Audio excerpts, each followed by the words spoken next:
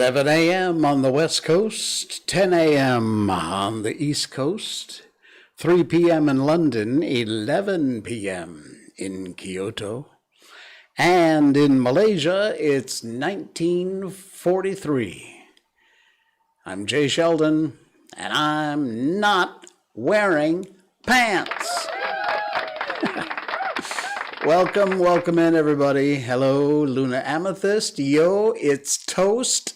Hey, good to see you. And you got a new laptop. Very cool. Very nice. I hope it's screaming fast so you can game, as they say. I think that's how they say it. What do I know? I'm an old boomer. Nice. And a Wooloo plush. If I had any idea what a Wooloo plush was, I would be impressed, but I don't, so you'll just have to explain that to me. Oh, man. It's a Pokemon. Okay. It's a Pokemon. Now I get it. All right, now it makes sense. Welcome in to Facebook Live, YouTube/J Sheldon Malaysia, and also twitch.tv, J Sheldon No Pants, where you will also find our Miko merch over there. All kinds of cool stuff with the show logo and Miko on it. And a cute sheep. Neat. And the wool is made out of actual wool. Oh, that's cool. Very nice. All right. I have a collection of plush animals, mostly bears. But yeah, I still have that. Oh, synthetic wool. Okay.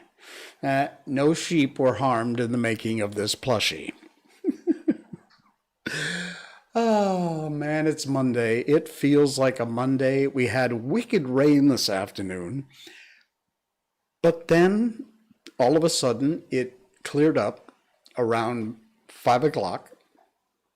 Torrential downpour stopped. Sun came out, blue skies, fair weather clouds, and we were good to go.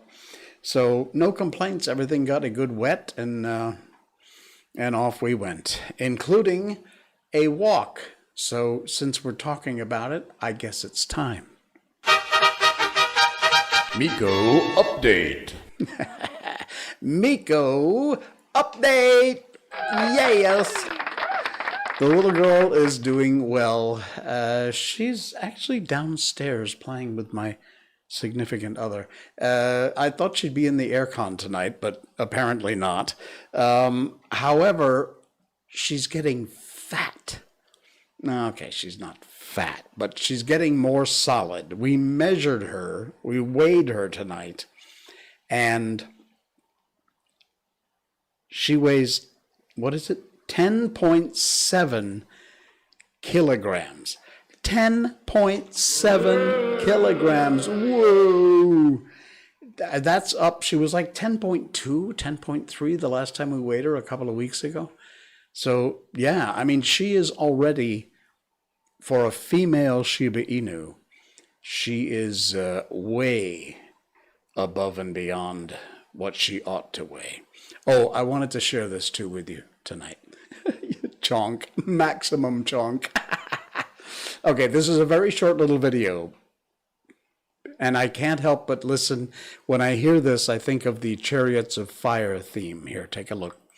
Ding, ding, ding, ding, doo, doo, doo, doo, doo, doo, doo. There she goes. All right, enough of Tucker Carlson. Oh, man. Yeah, that's the amazing Miko in slow motion running in the yard, in our yard. She's doing well. I thought I was going to be able to entice her, but I forgot the treats tonight. So I couldn't put her on the show because she won't come in the studio unless I have treats with me. So that's the Miko update for Monday night's show. Welcome in also, by the way, to all of our podcast listeners from Spotify, Amazon, Google, iTunes, or whatever, Apple Podcasts. Thank you for listening and all of your downloads. We've got hundreds of downloads every week, and wow, the numbers are great. Thank you so much. All around the planet, by the way. India, the US is doing huge, the UK, New Zealand, Australia, although we've been picking on Australia a lot because your governments are idiots down there. We're going to pick on Italy tonight. And yeah, so anyway, but thank you for those of you who are downloading and listening in and subscribing to our podcast. This audio show, if you don't know, is a podcast. So you get to listen in. There are no visuals, although the show is quite visual. And we always remind people, if you want, you can go to rumble.com/JSheldonNoPants. Sign up for a free account. Doesn't cost you anything. And subscribe to our channel there, where you will see a rebroadcast of all of our video shows, all the way from episode 1 to tonight, which is episode 110. Imagine that. So yeah, by all means, please check out rumble.com, sign up for a free account, and subscribe to J. Sheldon No Pants. I know tonight I promised you, or I said we would do our best to be live on Rumble. Thanks to the idiots, and I mean freaking idiots at RHB Bank. I'm naming them and I'm shaming them because you people need to get your it together. It is unbelievable. Since last Thursday, I've been trying to contact them. They are uncontactable. Their customer service does not work. You can go through all the menu, press 1 for this, press 6 to be ignored completely. If you want us to call you back after you're on hold for 5.5 years, you put in your number, which I've done repeatedly, sometimes more than once a day. Since last Thursday, I have received 0 contact from them, cannot get a hold of them. And that's basically the problem because of some payment arrangements and things. So sadly, as much as I'm trying, thank you, RHB, for completely screwing up everything about my banking. It is inexcusable. I don't care. They use the excuse, the pandemic, and we have to rearrange our resources. Well, you know what? If there is a pandemic and you have to rearrange your resources, wouldn't you morons take people out of the actual bank and put them into your customer service sweatshop, people with headphones in a big box answering phone calls? Because chances are more people are going to be online, as you're encouraging people to do, and calling for problems.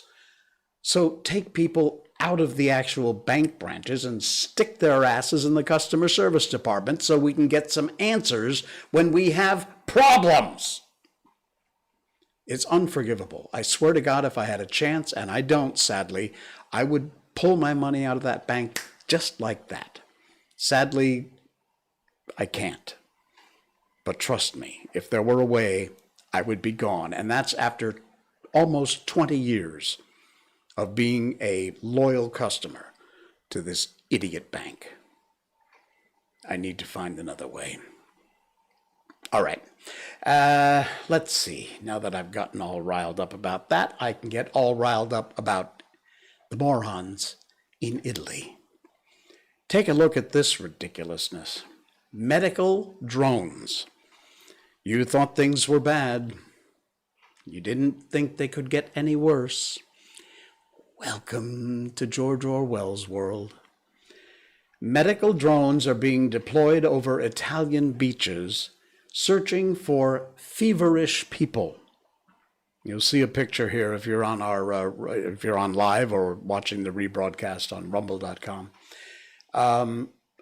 Ostia health officials, this is somewhere in Italy, said the drone utilizes artificial intelligence to automatically measure temperatures of beachgoers while hovering at an altitude of 75 to 90 feet.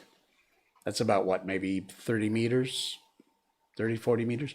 The officials said the initial flight is part of a pilot program and will begin this weekend between 11 a.m. and 4 p.m. local time. You see the picture of the drone there, and here is a bit of the infrared or the temperature scanning thing. When the drone detects a person with a fever, it identifies them, doesn't say how it does, and alerts the medical surveillance team, the officials said. Doctors then arrive at the site for an investigation, which could lead, or can lead, it says, to a COVID-19 test. So, that's some of the fun. The Orwellian health department in Italy is imposing on their citizens. Very nice. Oh, by the way, you like my shirt tonight? I have my Kadahan shirt on. I got this in Kedah, actually, when I was up there for a project. This is, if you're not from Malaysia, you won't know what I'm talking about, but Kedah is a place in Malaysia, and the people from Kedah are called Kadahans. And I've got my official Kadahan shirt. It says Legenda Raja Bersiong, and I don't know what that means. Darul Aman. Can someone translate that for me if you're in Malaysian listening? Legenda Raja Bersiong, whatever that means. I don't know. It might be the state's motto or something. All right. No Shadow Day. Yeah, No Shadow Day is coming up. It's very fast, as a matter of fact. I think it's coming up this week or next. It might be this week. Let's check. Where is my shadow? No Shadow Day. Malaysians to allegedly experience 0 shadow days in September. There's a picture here. This is from World of Buzz, a hat tip to the folks at World of Buzz. And it is a day when the sun is at one point directly overhead, shining straight down. Now, we live pretty close to the equator here. Not as close as, like Indonesia, but pretty close. Not too many degrees above the equator. And so there are some times, certain times of year, I would assume probably once or twice, where the sun is directly overhead, and it's called No Shadow Day, because as you can see in this picture, when the sun is directly overhead, there's a little girl, and she's virtually casting no shadow. Here's a circle of people that pretty much have, like, no shadow. Very cool. It's your shadow. However, for you Peter Pan fans out there, it's a recent finding. It appears there are actually days when you could lose your shadow. According to the I Love Sungai Besar Facebook page, Malaysia will once again have 0 shadow days this month. Apparently quite common. It occurred earlier in March. Oh, okay, so that would make sense. This maybe the spring and fall equinox, something like that. Your shadow may appear directly below your feet or may not appear at all for some objects. And here's a list of when and where. Let's see if I can find the closest place to me here. Well, KL, but actually Shah Alam would be closer to where I am. So September 14th at 9 minutes after 1 o'clock in the afternoon, I'll tell you what, I will make a note and I will go out and take a picture of me in my yard and see if I have a shadow or not. We'll share it on the stream. What is September 14th? What day of the week is that? Let me see. Oh, it's a Tuesday. All right, so that's next Tuesday. So on Wednesday night stream the 15th, we'll have a picture of what hopefully will be not my shadow. They wrote, Malaysians will have the opportunity to witness days without shadows on different dates. And the post showcased different dates for areas across Malaysia. And the equinox will happen on September 15th. So this, for me, is a day before the autumnal equinox. This occurs because the sun, of course, is directly above the head of the 90-degree zenith, causing shadows to, for all intents, be invisible. So that's not Bill Nye the Science Guy. It would be Jay the Science whatever. I don't know. That's your little science bit for tonight, okay? Enjoy. Share that with your friends that we have a no shadow day coming up. I don't think it happens all around the world. It's not just Malaysia. Anywhere along the same, what is it, longitude and latitude. So longitude would have a no shadow day. Okay, sorry, coffee break. All right. Hey, we've got a couple of pieces of really nice news. Again, here in Malaysia, but folks all over the world have been celebrating the end of the Paralympics in Tokyo. And I'll tell you what, we in Malaysia can be mighty proud, mighty proud of our medalists. In fact, not just of our medalists, but of all the athletes who competed in both the Olympics and the Paralympics, which only just, I think, yesterday concluded in Tokyo. Here in Malaysia, of course, my beloved adopted home country, we had quite a run. Unbelievable. We got 3 gold medals and 2 silver medals. Again, we want to give the biggest tip of the hat to our medalists, but to all those who competed, win or lose. I know it's a bit overused, but you are all winners. You put your hearts and souls and go to unbelievable lengths and strengths to compete and make us proud. And we are very proud, as I'm sure every country is proud of their Paralympic athletes. But specifically, Bonnie Bonya Gustin, powerlifting, 72 kilograms. Che Lek Hao, badminton men's singles.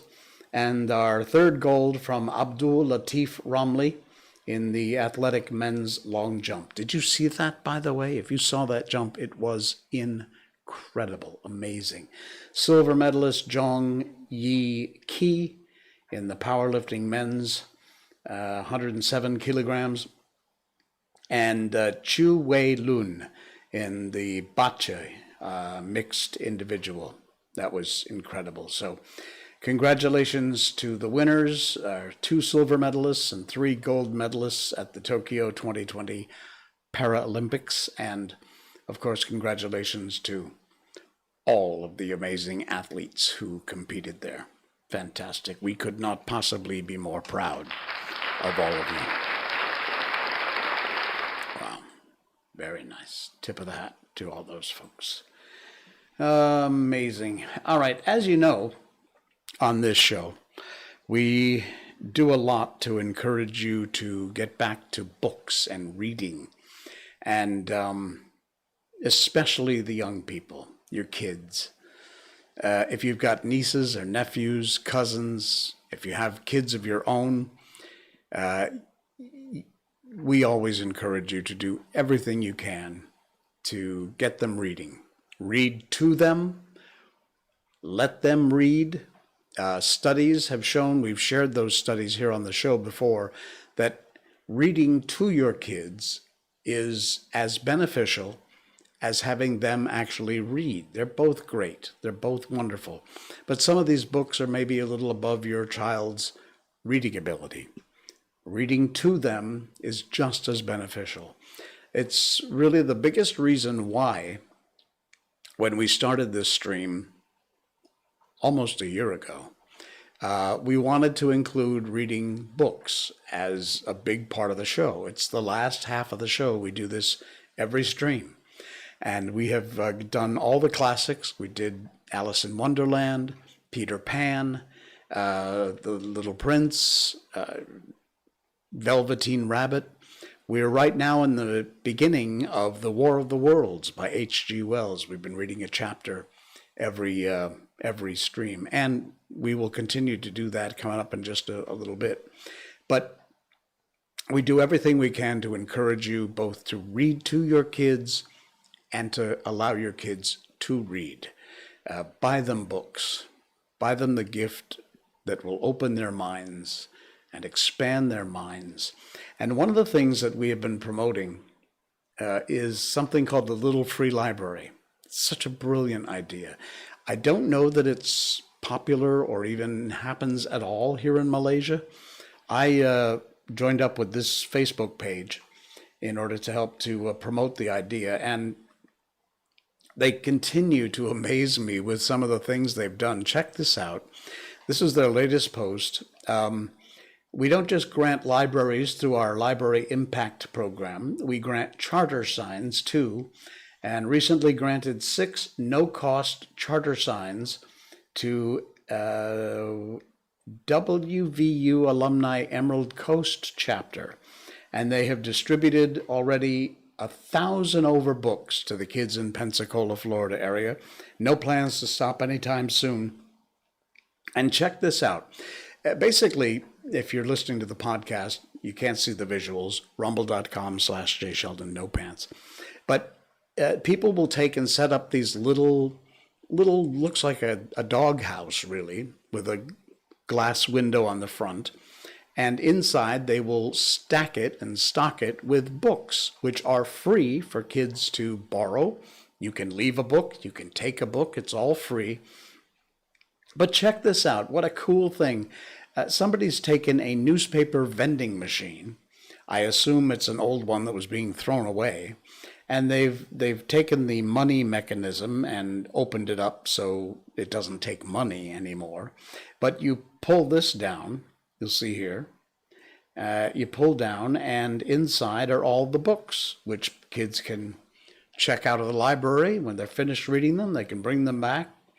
You can add your own books to it. But these are the little free libraries, as they're called, and they're set up on people's front lawn, and a great way to get books into kids' hands, which is brilliant, which is really, really nice. I love this idea. Very, very cool. All right. Have we got to, yeah, I think we have time. We got one more story for you about a puppy. You can never go wrong with puppies. However, this one ate one of the last woolly rhinos on Earth. Really? I'll tell you that story in a second. Serena Lee, hello. Serena just put in the chat, she just popped in to say hello. So, hello, we love you. Thank you. And thank you for liking and sharing. And have you subscribed over on rumble.com yet? J. Sheldon No Pants, please do that if you haven't. Check out rumble.com, sign up for a free account. All right. Thank you, Serena. I didn't have any of your stuff this week, but I have a feeling you might have been in Facebook jail because I didn't see much on my timeline. Maybe they've just shadow banned you out of my timeline, which would suck, by the way. All right. Before we get on to our book, not yet will do. Cool. Thank you, Serena. Okay. I saw this piece. It's from livescience.com, and it is the strangest story. It's very cool. Check out this picture. A pup preserved in permafrost has apparently eaten one of the last woolly rhinos on Earth. The mummy had an undigested piece of woolly rhino in its stomach. Yee! This is the actual frozen pup, an Ice Age pup, well preserved, teeth are still sharp. That is insane. Look at that. That is incredible. This thing was preserved in the permafrost, so well so that the stomach contents were still able to be examined. I'll scroll down. Before a tiny pup died during the last ice age, it ate a piece of meat from one of Earth's last woolly rhinos. They made that discovery doing a necropsy, an animal autopsy basically, on the mummified remains of this ice age puppy. And they found an undigested slab of skin with yellow fur in the puppy's stomach. Now, researchers initially thought the pup had chewed off a hunk of a cave lion meat for his last meal, but they did a DNA analysis and revealed that it was not a cave lion, but a woolly rhinoceros, which went extinct about 14,000 years ago, right about the time the pup would have had its last meal. And if I scroll down here, okay, this is the actual pup that was frozen in the permafrost. And this date of this pup is right around the critical point for dog/wolf domestication. They're trying to decipher whether the Tumat pup had actually been domesticated or not. This is fascinating. The things they are finding. I mean, okay, so it's probably not a good thing the permafrost is melting, but it is revealing some really cool stuff when it does. There is somewhere here a picture of, well, an artist's rendition. Now I can't find it. Of the woolly rhinoceros. Where is it? No, it's not coming up now. Huh. Okay, can't find it. It's no longer there. I don't know what happened to the picture of the woolly rhinoceros. Dang, I wanted to show you that. Oh, here's the remains of one. Okay. Doesn't look like much of anything, but apparently this is Sasha, the woolly rhino. Image credit to the Yakutian Academy of Sciences. Let me see if there's a artist rendition in here. No. Okay, no big deal. Anyway, we used to have woolly rhinoceroses. Hey, you know, I told you last week or Saturday we were talking about Jay's eyebrows. We cover everything on this show. If it's to be talked about, we'll be talking about it. Oh my. All right, I think it's time to move on. Having said that, let's go over to our book and begin The War of the Worlds by H.G. Wells. This amazing book, not too much like the movies, but first serialized back in 1897 by Pearson's Magazine in the UK and Cosmopolitan Magazine in the US. And the novel's first appearance in hardcover book edition was a year later, in 1898. We have gotten through 5 chapters of our book, and we are on chapter 6, which is The Heat Ray in the Chobham Road. It's going to get very dark. This is The War of the Worlds, chapter 6. It's still a matter of wonder how the Martians were able to slay men so swiftly, so silently. Many think that in some way they're able to generate an intense heat in a chamber of practically absolute non-conductivity. This intense heat they project in a parallel beam against any object they choose by means of a polished parabolic mirror of unknown composition, much as the parabolic mirror of a lighthouse projects a beam of light. But no one has absolutely proved these details.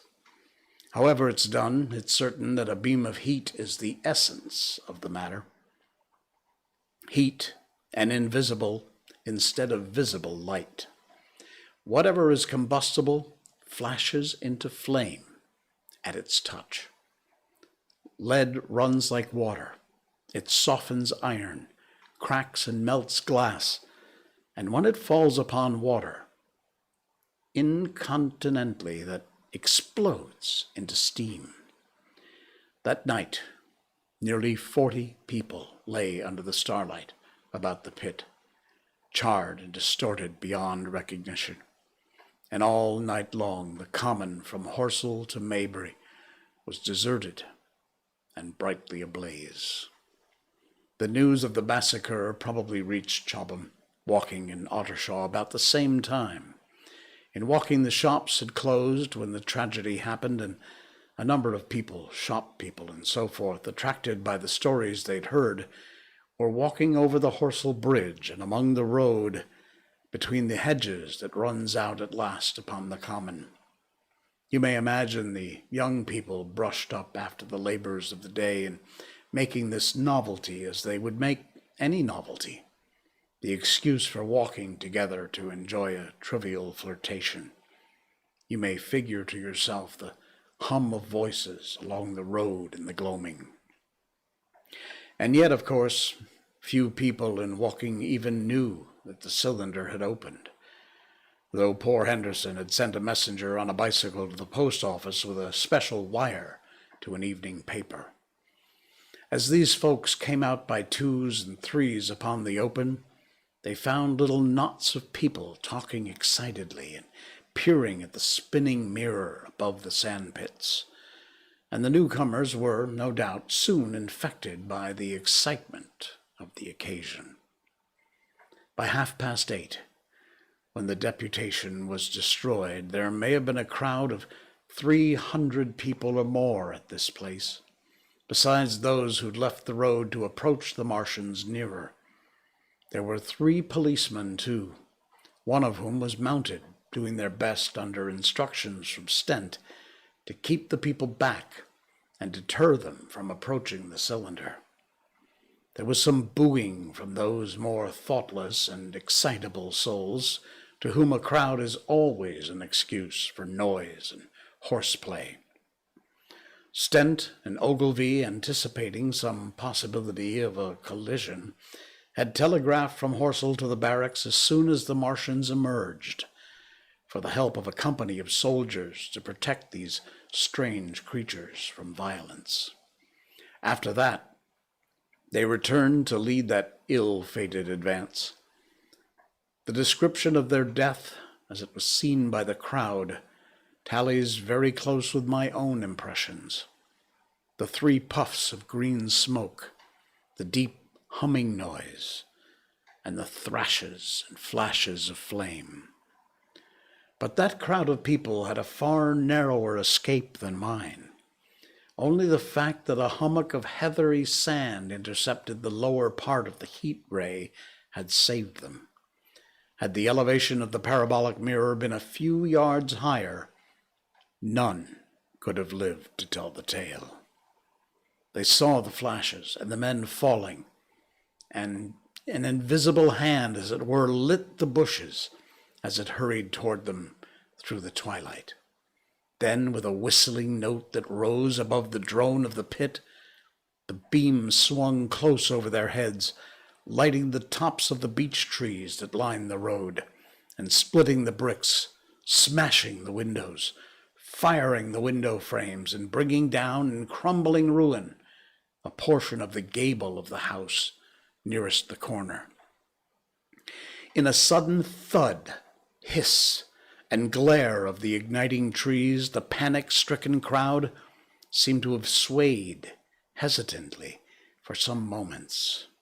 Sparks and burning twigs began to fall onto the road, and single leaves like puffs of flame. Hats and dresses caught fire. Then came a crying from the common. There were shrieks and shouts, and suddenly a mounted policeman came galloping through the confusion with his hands clasped over his head, screaming. "They're coming!" a woman shrieked. And incontinently everyone was turning and pushing at those behind, and in order to clear their way to walking again. They must have bolted as blindly as a flock of sheep. Where the road grows narrow and black between the high banks, the crowd jammed, and a desperate struggle occurred. All that crowd did not escape. 3 persons at least, 2 women and a little boy, were crushed and trampled there, and left to die amid the terror and the darkness. Wow, I told you it was going to get dark. Coming up next stream, we'll go to chapter 7, which is how I reached home. Wow, this book is scary. I hope you are following along. This is insane. H.G. Wells, the original War of the Worlds from 1897. Wow, magical stuff. All right, my friends, that's going to do it for us. It's a kind of a short stream tonight, but that's okay. We got everything in we wanted to talk about and a little bit extra too. So I will see you again on Wednesday night. We're still trying to solve our problem with those idiots at the bank. And I can't promise, sadly, it's not up to me anymore. I'm at the mercy of those morons. So we will see whether or not we can make it over to rumble.com to get our live show also there. In the meantime, you will always find this show on rumble.com under J. Sheldon No Pants. And check us out if you want to watch the video version of the show. With any luck, very soon, we'll also be there live. All right. I will see you again. Thanks. Patreon.com/Jay Sheldon to support the show. Until next time, I'm Jay Sheldon, and I'm not wearing pants. Good night.